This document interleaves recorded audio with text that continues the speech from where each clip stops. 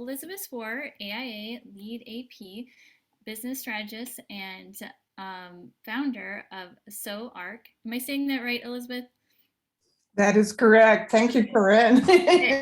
Elisabeth works with CEOs, founders, and leadership teams to build successful A+D firms through an integral approach that combines business strategy consulting with leadership coaching. Based in Northern California, she has presented at major AIA chapters, including us, in the region, including AIA Los Angeles, AIA San Francisco, AIA East Bay, and AIA Central Valley, on topics like international practice, mentorship, entrepreneurship, and business strategy. She holds a Master of Science in Advanced Architecture Design from Columbia University in the city of New York, and a Master's of Architecture and Bachelor of Architecture, both from TU Berlin. So now I'm going to hand it off to Elisabeth. Thanks for being here, everyone. Thank you, Corinne, for the introduction, and good morning, everybody, and thank you for joining me at today's TTT3 edition for project managers, a presentation at AIA Los Angeles. First of all, I wanted to thank the AIA Los Angeles chapter, and in particular Corinne Ellingson for the lovely introduction, and Jessica Samley for setting the event up.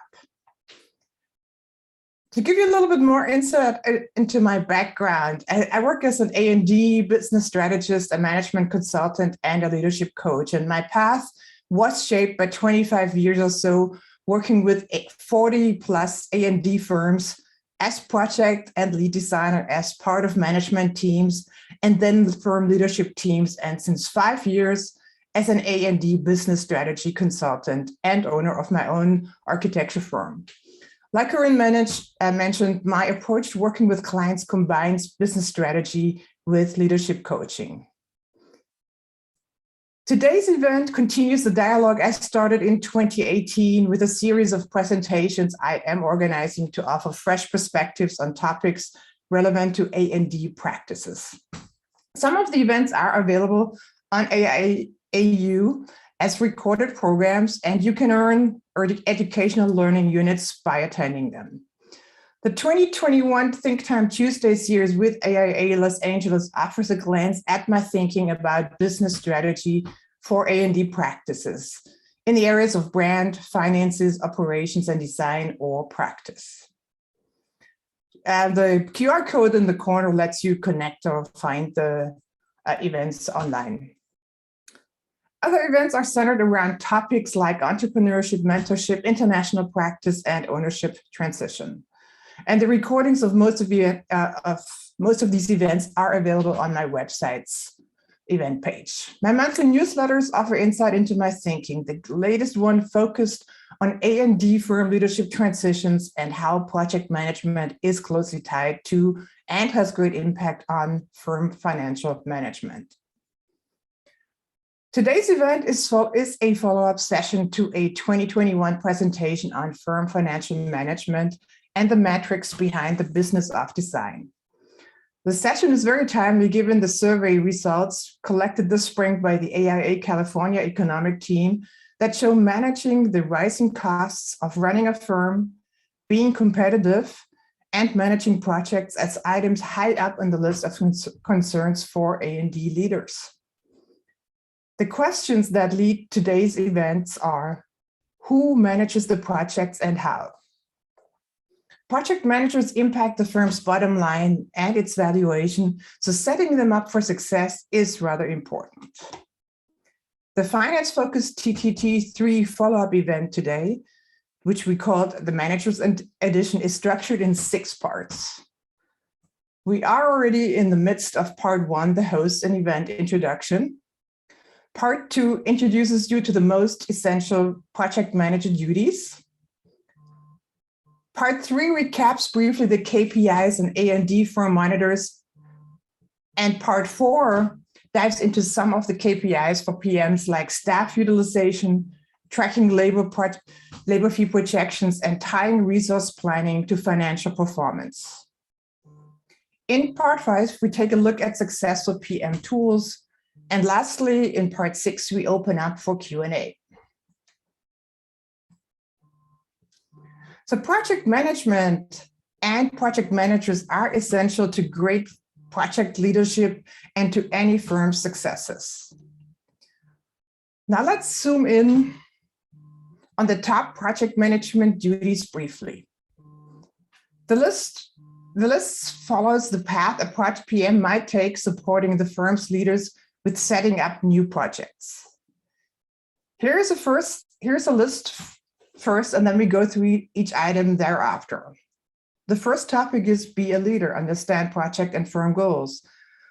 Then we go to establish scope and fees. We go to negotiate contracts. We look at how to develop work plans and build teams. We look at how a project manager directs the project team and consultants. Monitor the fee performance. Coordinate schedule and construction budget. And of course, communicate.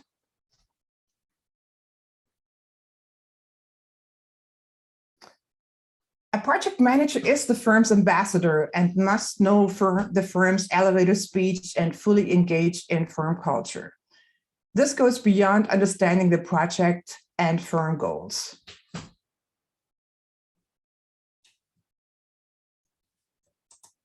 Early on in a project pursuit, you might be asked as a PM to write or create an outline scope of services.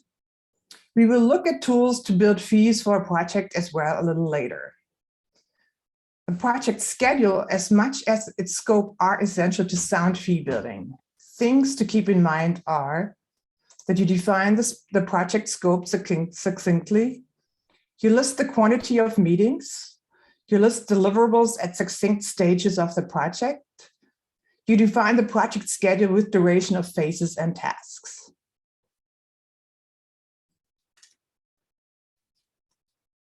Further along, you may be asked to negotiate the terms and conditions for the firm to convert a proposal to an agreement. Steps to be taken are you review the legal language of terms and conditions carefully with the attorneys or the attorney of the firm and possibly the insurance broker. You check on the insurance requirements, and you definitely double check scope, fees, and schedule to be correct and in alignment with the proposal you have submitted.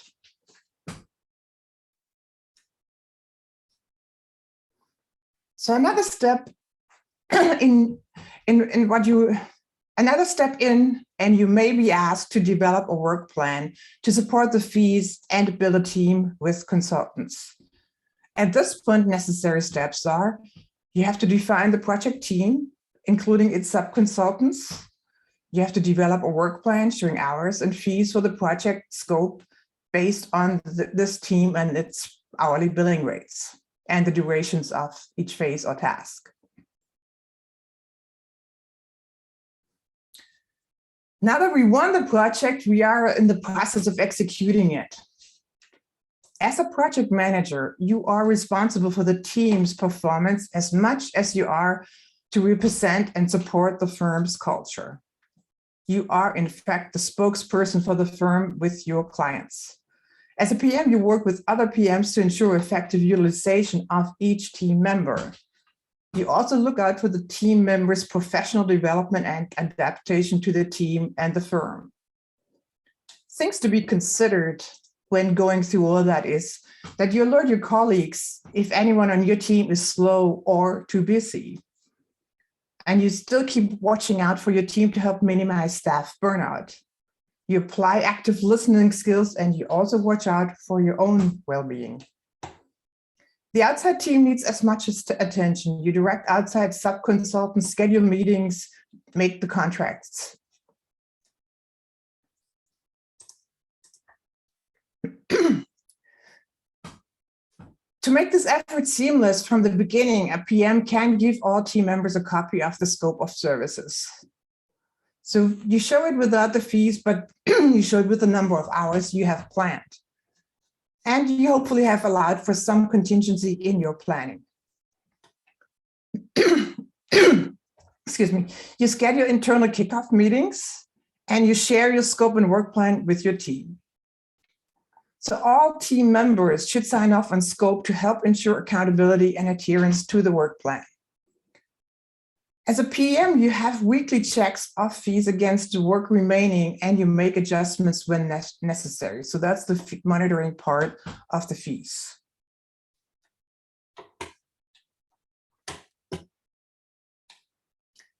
At the onset of the project manager has developed the project schedule and monitors it diligently as the project evolves. The agreement should have language that states any schedule changes, not at the designer's fault, to entitle the firm to ask for additional services. So make sure that you do check on that and possibly make arrangements in your contract to include that language. So teamwork and collaboration is the most important part of a project management. Meeting goals while nurturing individuals' growth and maintaining a healthy self-care practice. So TTT3, the initial presentation last year, had a focus on the firm financial management and the top KPIs or key performance indicators an A&D firm leader should monitor. So here is a summary of the top KPIs. There's the operating profit rate, utilization rate, NEM or net effective multiplier, the firm's break-even rate.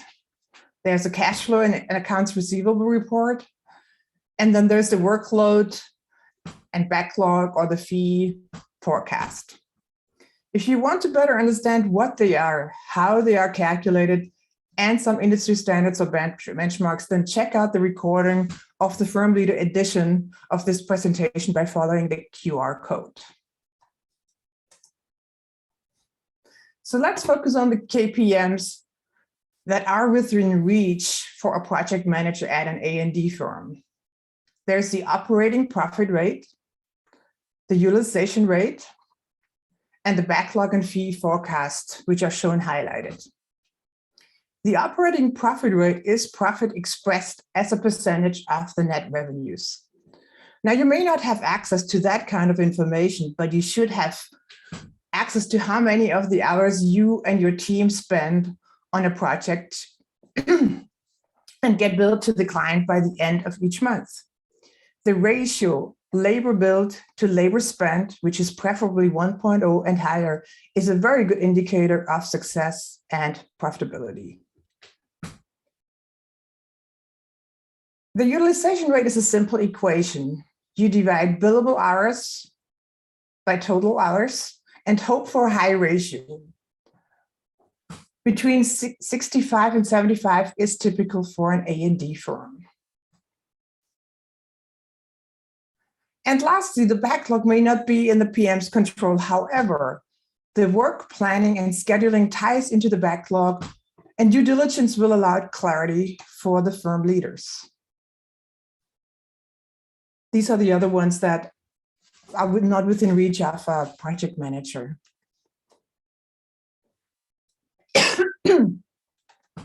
So let's look briefly. An A&D firm's largest expenses are payroll and payroll-related expenses. They are usually within 70 to 85% of a firm's total expenses. So for all the dollars paid to people, how many of them actually go towards billable client projects? So gross utilization is calculated by dividing the direct labor cost by the total labor cost. If that information is not available to you as a project manager, you can also divide the total number of staff hours by billable staff hours for the gross utilization. The net utilization subtracts the benefits hours from the total hours. I'll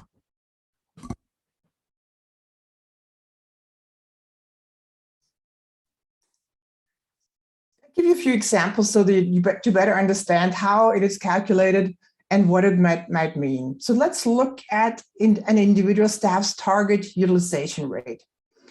This shows a junior level staff that works exclusively on billable projects. The gross target utilization is at 88.5%, and the utilization And the net utilization target is at 97.5% when the benefits hours are taken out. So a total year has 2,080 hours. We assume this staff member has 15 days of PTO and 9 days of paid holidays. So the paid holidays come up to 72 hours, PTO to 120 hours. We subtract that from the total hours and come to a gross working hours of number of hours of 1,888.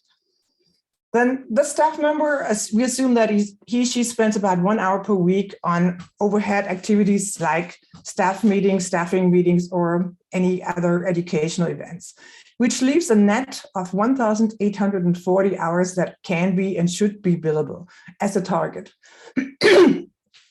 So the, excuse me again. So the gross target utilization is the 1,840 hours divided by the total number of hours, 2,080, comes to the 88.5%.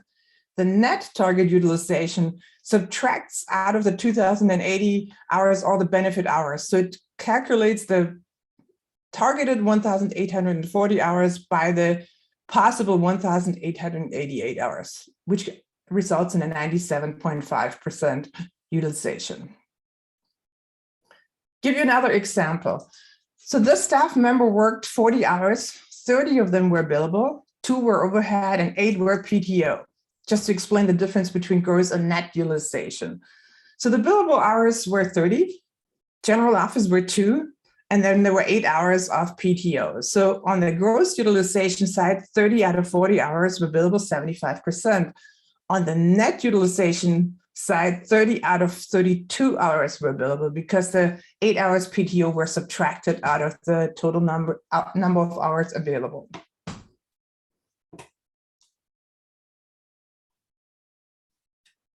So why is utilization so important?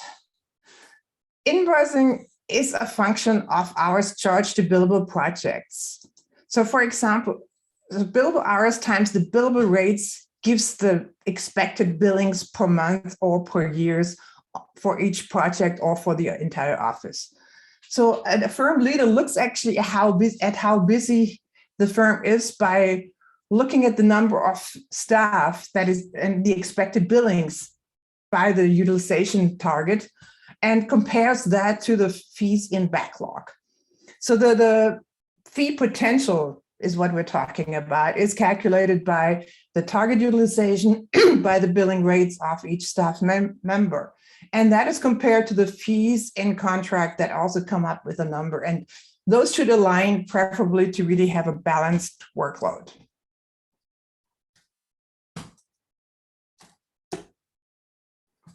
So the target utilization is keyed to a firm's size and to its business model.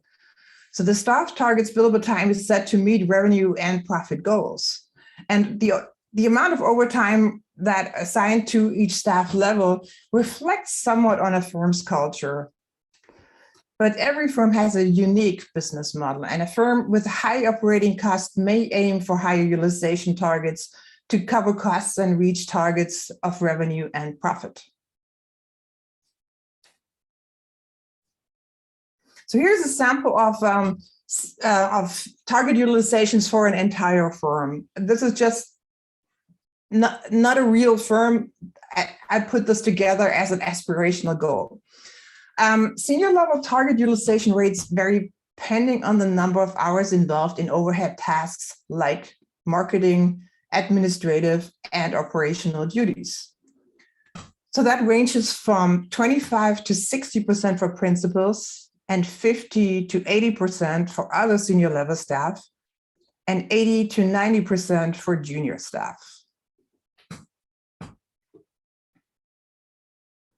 So I think we covered a lot on utilization, and one of the big areas a project manager has influence in, should manage carefully. And I tried to bring it back to the firm's KPIs to understand how, as a project manager, you have really influence and impact on the firm's bottom line on that end.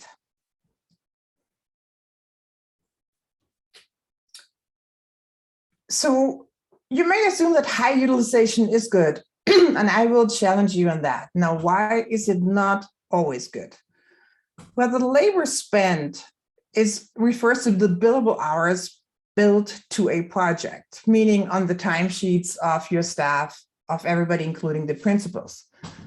Labor billed refers to the billable hours billed to a project and billed to the client on the invoice.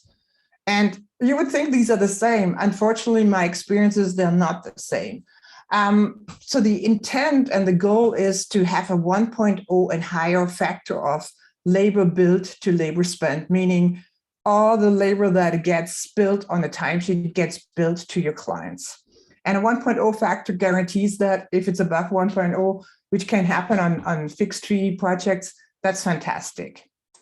So what does that mean? So a project with a fixed fee may advance from 25 to 50% completeness in the CD phase of a project.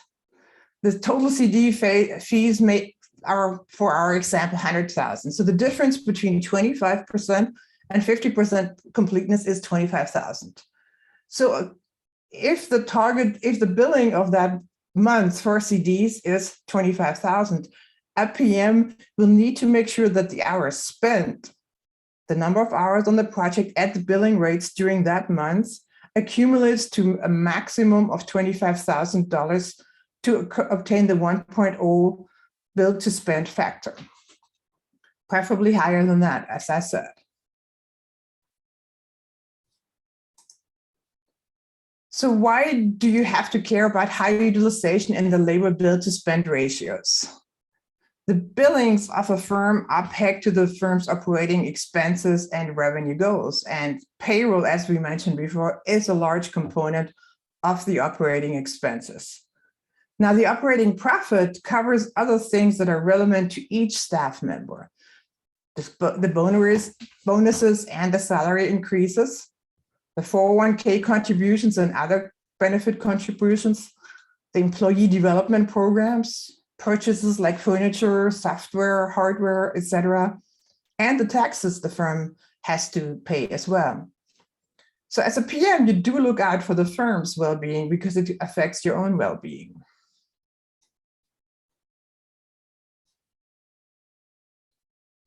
So how does a work plan impact the firm's bottom line? Since we talked about the forecasting also be relevant to a firm leader's KPI monitoring. So the real staffing needs are known when you do a good work plan and communicating it to staffing. Staff will not be over or understaffed with proper planning and communication.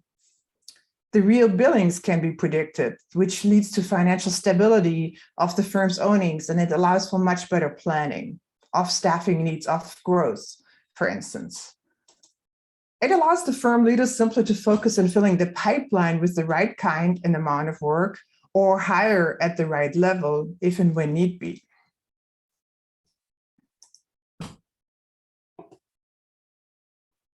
Now we look at I'd like to give you a glance on best practices by highlighting project management tools I have developed and implemented in many A&D firms.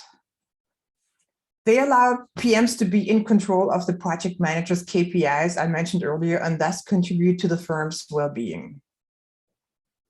So there is what I call the Project Performance Tracker, PPT, which includes tabs for a PM checklist, a fee summary, work plan for fee building, task-based weekly work plan, and deliverables by phase checklist. Then there's another tool set for resource planning and another tool set for backlog and fee projections, which in a preferred world of mine is connected to the resource planning. So let's look at those a little bit closer. Here's a glance at the PM checklist that gets updated and monitored throughout the lifetime of a project. And it kind of reminds the PM every month or however often the PM is looking at it to make sure that all these things are done in addition to just being a part of the team and possibly being part of the production of a project. The next one is the fee summary, and in this case with markups. It's primarily used for internal tracking with the accounting team to demystify any markups on expenses or consultant fees, and externally to communicate total fees per phase with your client, however, in a different sheet where the markups are not laid open as clearly. So it gives the fees per phase on the columns left to right, and it gives the team, from assuming it's an architecture project in this case, with the architect and all its consultants from top to bottom. And it calculates the markups shown in the upper left corner that gets added on top of some of the consultants, maybe some, maybe all, maybe none, and the expenses which again may be marked up or not. So you can manipulate that, but it does lay open what the total billing capacity is per phase, and it helps the accounting team to really have a budget that they can work against when doing the invoicing.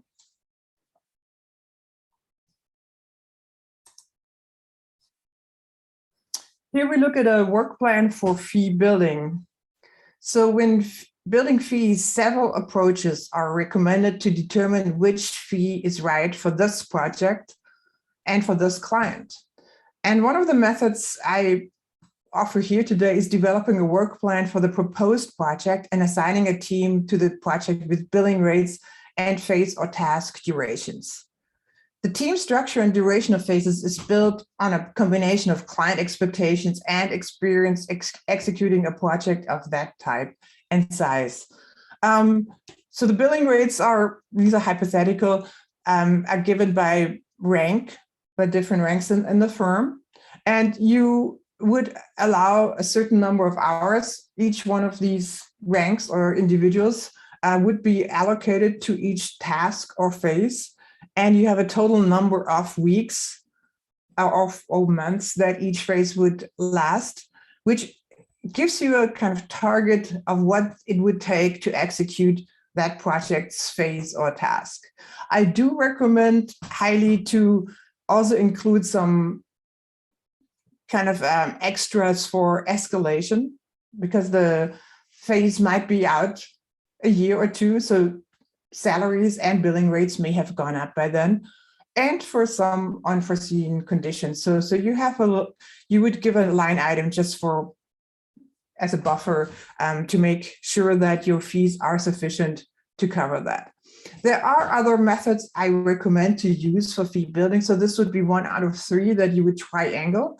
I do not go into depth into the other three. One would be just out of experience of the firm, because you most often have already executed projects of that kind and size. So you can actually look at the reference projects.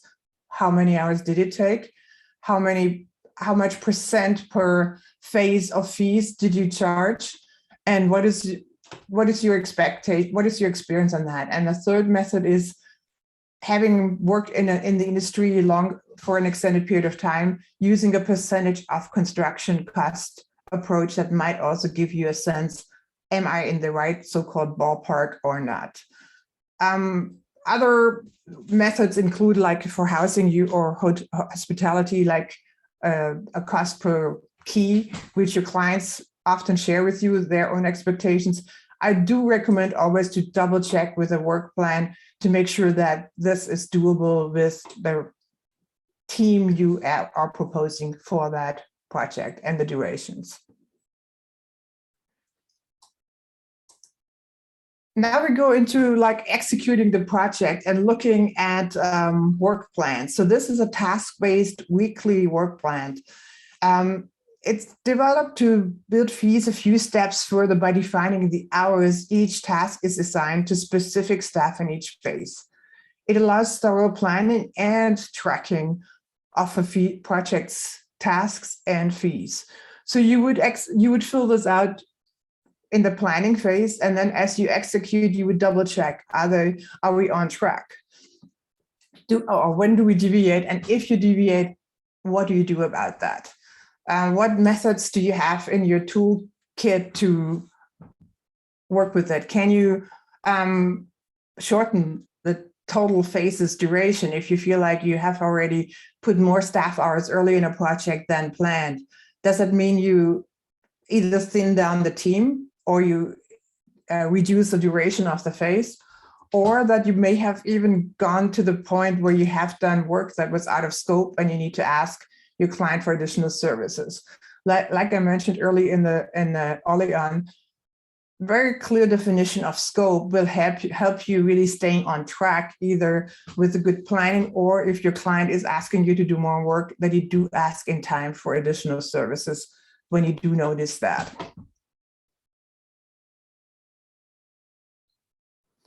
Here's a spreadsheet. This sheet, this tool can be used to create cartoon sets and establish what sheets will be issued with which deliverable and to what level of completeness. So you can plan ahead, like how many sheets will you have at the 50% DD deadline, at the 50% CD deadline, which sheets are in that, to what level of completeness.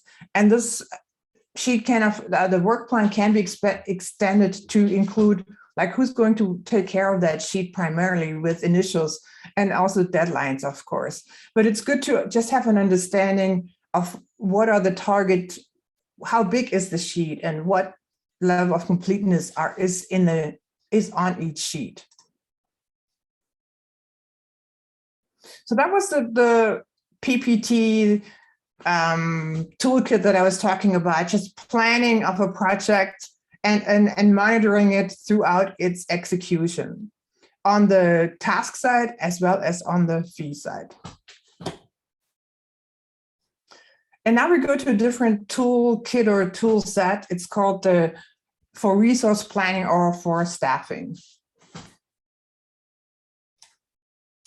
Oops, sorry, excuse me. So resource planning or staffing is a complex process that gives answers to following questions. Is everybody assigned to a project or to projects? Is everybody assigned for more than 40 hours? Who is out on vacation? What deadlines are approaching? Are the teams staffed for the upcoming deadlines? And is the team skill and composition adequate for the upcoming submittals and deadlines? The workbook I'm referring to has about 6 individual sheets that are connected with each other. And right now we look at the one that is called Staffing by Project. So the Staffing by Project worksheet lists each project in chronological order. In this case, the numbers, the project numbers on the left are the guiding organizing tool. It looks out for the rest of the year or however long you want to, but I would recommend at least for the entire year. And if you are closer to the end of the year, it would look out for another 6 months-ish or more. It is organized by week. So you see the columns, each column is 1 week of the year. And the red one would indicate the current one. This was done in January, so it was focusing on the 2nd week of January. What do you see on that tab? It's just like a small snippet that I give you access to right now. It lists each project with a project number, with a project name. It lists each team member assigned to a project by name and by title, billing title. And it gives the number of hours assigned per week and per month on each one of these projects. The sheet knows the billing rate because that's entered in a different worksheet part of it. So it calculates the anticipated fees spent based on that staffing. So if Alexander Lozano, the first line item, is working an average 24 hours a week on this project, that will generate a fee spent of 18,000. And then we have the other team members included as well. There's a principal, a designer 3 level, and a project manager. All combined would spend about 41,400 in billings for that month. Then you see in a black line item where the project name is also listed, a fees available of 27,500. Now that's the fees you have available per fee projections. So here is a conflict. So I would suggest at the beginning of the month, look carefully at what do you do with that. What options do you have to either bring the staffing in alignment with the fees available, or change the work plan so that you might increase the fees available for that month, but it will take possibly, most likely, fees out for the remaining months or weeks. The color coding gives a sense of which phase the project is in, and the second line in the line below the title of the project. And this is all a manual entry. However, you can also include in the line item next to the project name that it's a SD phase in this case, and what level of SD are you in? Are you in 50%, 100%, 75%, whatever the end of the month target is. And you see, as to go, the last project on that slide is transitioning from the CD phase into the permit phase between March and April. You see that by the change of color.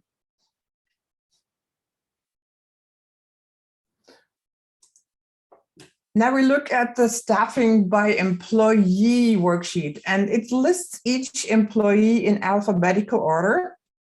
It lists the hours open for assignment, any PTO or overhead efforts that are planned, and gives you the balance in the top line. So let's again go in the top. Let's look at Abigail Daly in the very top line. She is assigned to 3 projects. She also has other administrative or overhead assignments, about an average for 2 hours a week. And in the month of January, there were 2 paid holidays, which are shown at 8 hours.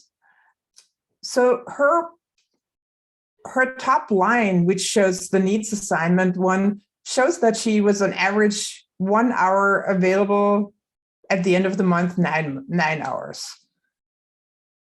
Actually, the second week, she's also 9 hours available. So she has some flexibility. So as a project manager or as somebody that oversees staffing of a firm, you would consider talking to each project manager of the 3 projects.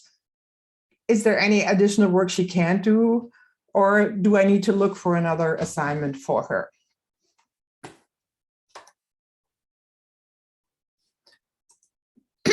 And this tab, which is called the Who Needs Assignment one, it lists the employees with the hours unassigned by week.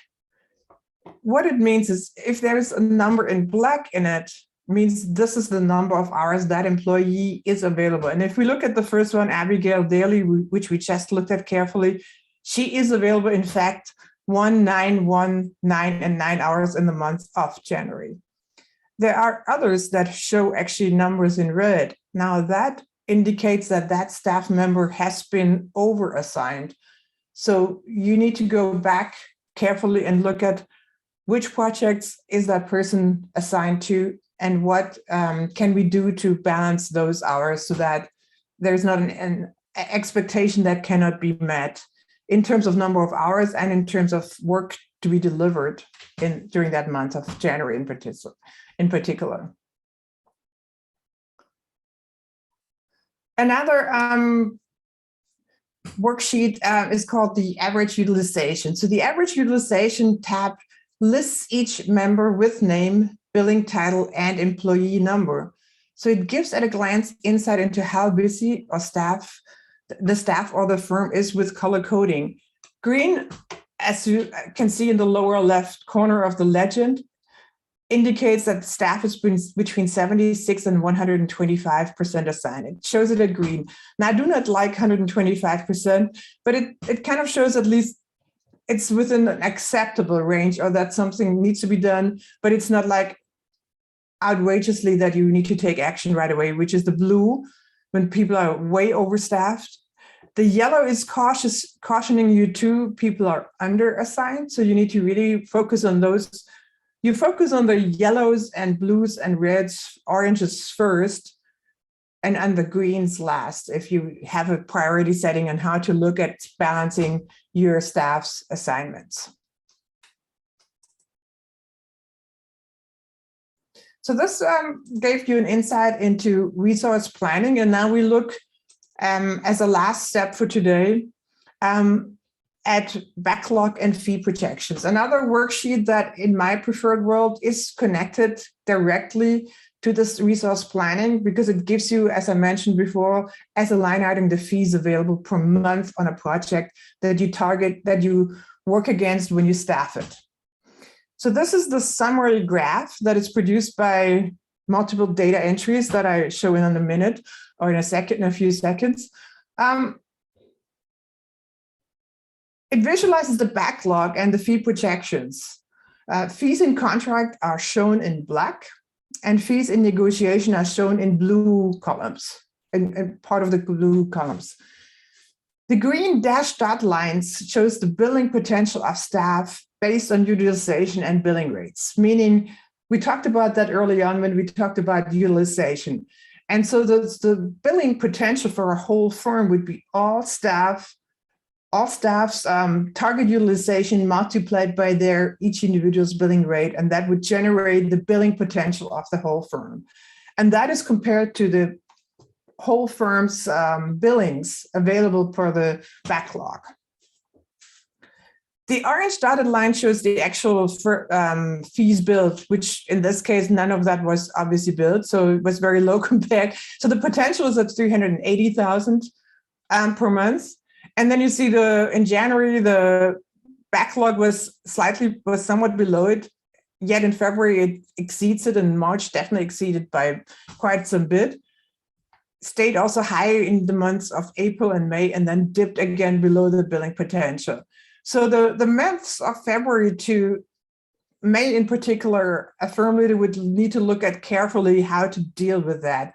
Do you negotiate with your clients on the different schedules so that you stretch the work further out?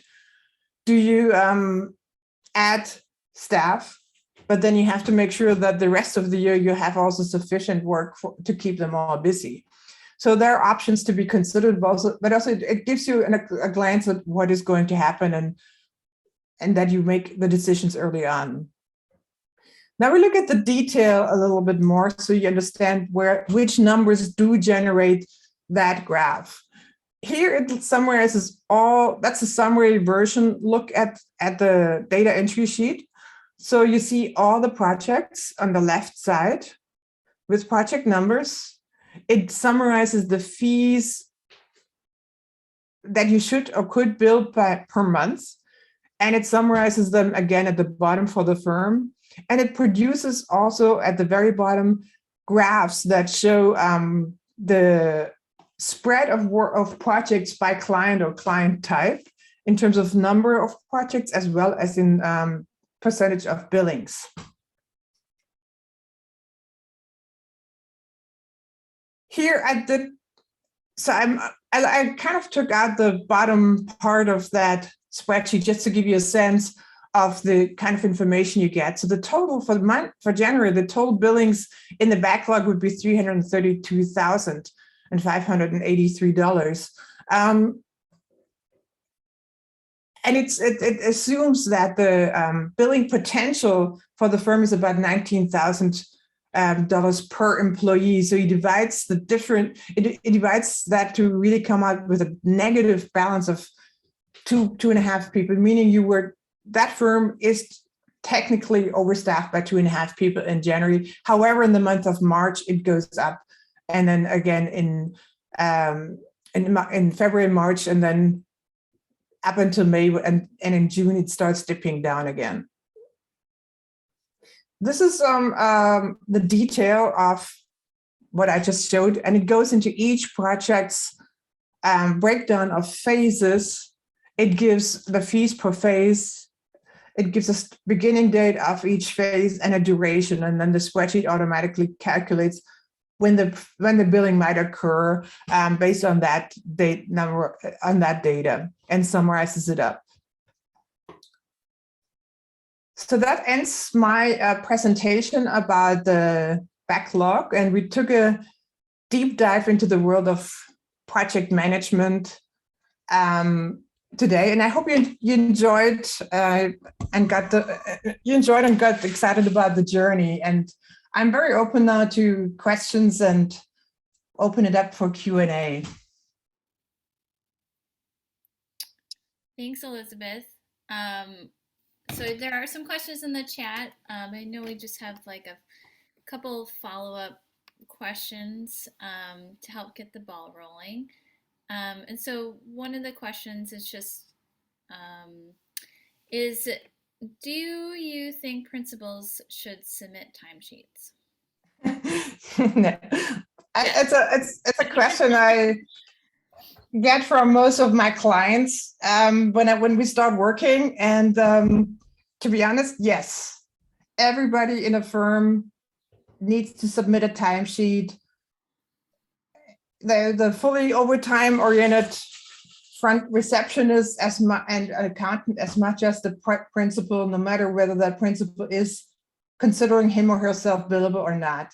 It does affect the way the performance of the firm is analyzed. And so, I find timesheet submittal is one of the biggest hurdles for good accounting that I see in every A&D firm throughout. I work in all parts of the US, and by now it's still a challenge getting everybody to submit timesheets and to submit them in time on top of it. Absolutely critical, and yes. Good to know. Do you want to go into the questions with the chat, or I can say one? Yeah, sure. Okay. I see that. I understand the AIA Los Angeles will send each attendee a link to the presentation. So if you want to look at information more carefully, please take screenshots from that as a way to really understand the content better. And here I read a question. To calculate the billing rates, should we use the same constant multiplier for each of the firm's staff, or is it a variable multiplier? To calculate, okay, we're going into the firm management part. If and when you know what the firm's overhead rate or break-even rate is, you know what multiplier to apply to calculate any staff's billing rate. To begin with, I would suggest the break-even rate inflated by the kind of target profit you want to make would be the baseline to calculate staff's billing rate. And that should be the same multiplier for each staff level. However, you may see when you do that most senior level staff billing rates may get higher than you feel comfortable billing to your clients. So you may adjust them based on what makes sense in a way for the firm. I'm going to the next question. Do you recommend focused A&D software, as such as Deltek, or do most firms construct these reports individually? Very good question from Jill Newbar. My experience is that firms, when they cross the line of about 20 staff, do engage in a professional accounting software commitment like Agera or Deltek. I don't even know, Client Management Pro, whatever the latest version is called. There are other softwares out there like BQE and Archie Office. I think a firm up to 20 staff can probably operate with QuickBooks and a combination of spreadsheets and manage the firm really wisely. But I do think as soon as you plan on our series about going beyond 20 staff, I would recommend switching to a professional system that has project management tools built into its accounting system. Another question. Curious, these are tools for larger firms. Right now, as a sole proprietor building towards this, I'm thinking about the tools between my Excel file and these more detailed sheets. That is correct. The sheets that I have been sharing, I have implemented for firms as small as 5 staff, to be honest, successfully and with meaningful impact for the firm. But the majority of firms is probably between 10 and 20 in staff size. that use it successfully. And I have used it, by the way, for firms up to 100 staff. I generated those when I was managing principal at a firm with close to 100 staff. Another question, how would you compare BQE versus Deltek?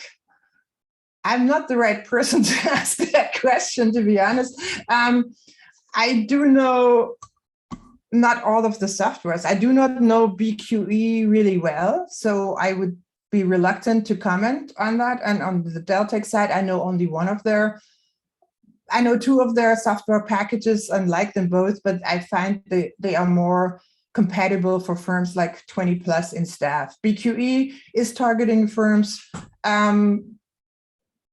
less than 20 in staff size. I think any staff size, to be honest, from what I understand. I could not.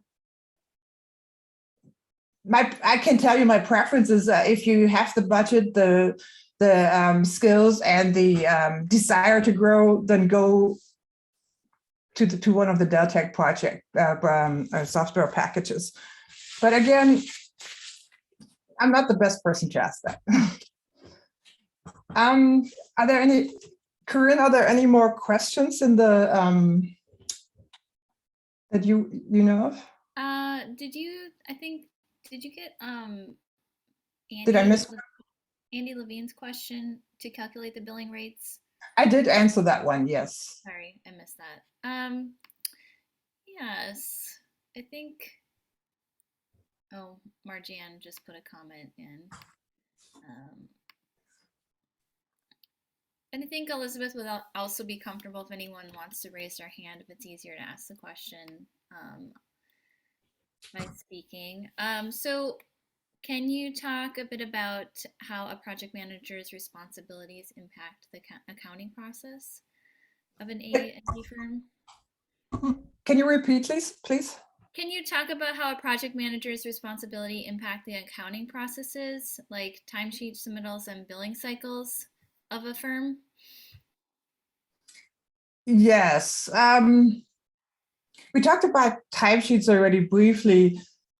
So having timely timesheet submittals are essential to even have proper accounting processes. Otherwise, you will not be able to produce invoices in a timely manner as a firm. And the kind of so-called billing cycle of a firm is also tied to just getting paid in time.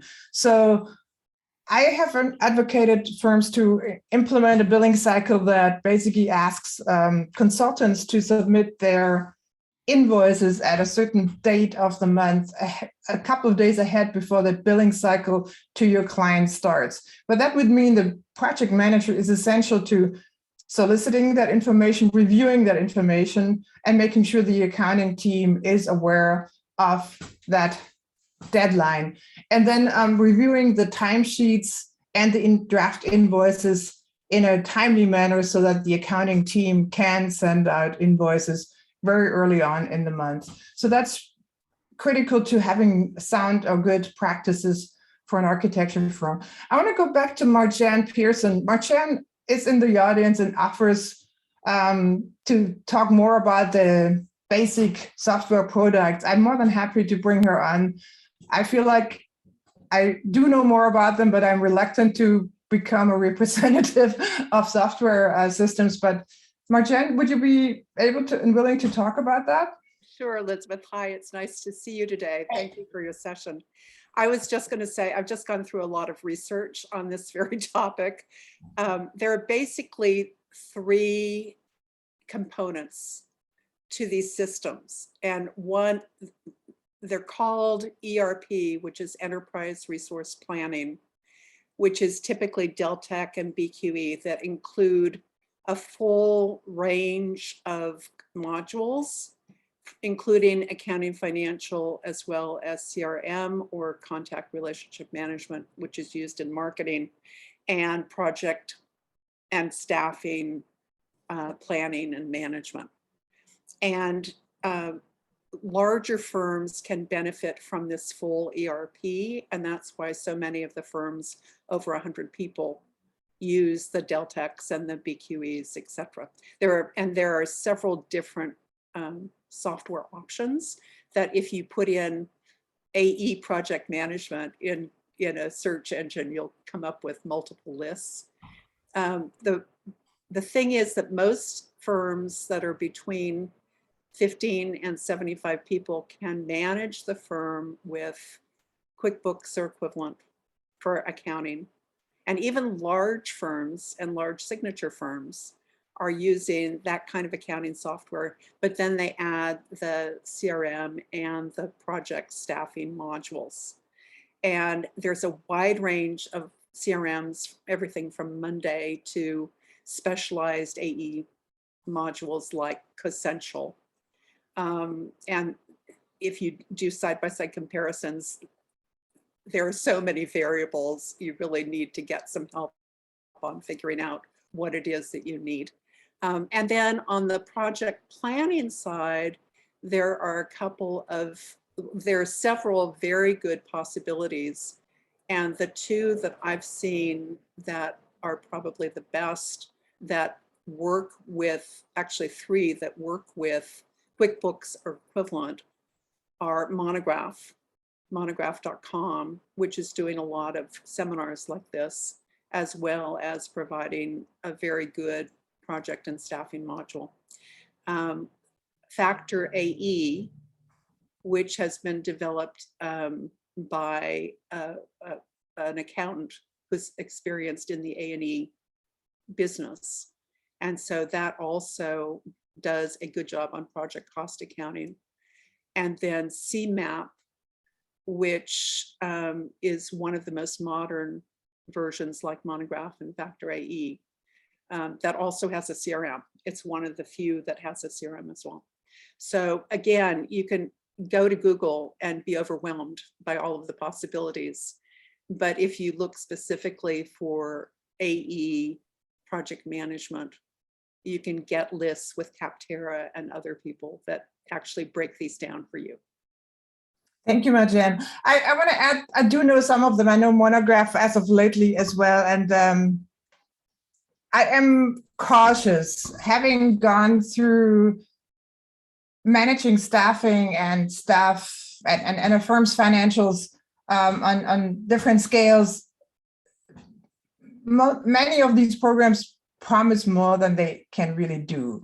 So I would suggest looking very carefully at them. I don't want to give names and I don't want to kind of rate either one of them, but I do know what my preference is out of experience of ease of use and access of data where I have migrated in the past. Let's put it this way. But so thank you so much, Marjan, for sharing that. I mean, awesome. Maybe you do, if you have a chance to send, I guess we're running out of time. Otherwise, I suggested giving a list via the chat of the systems you have recommended, so the audience has some options to look at.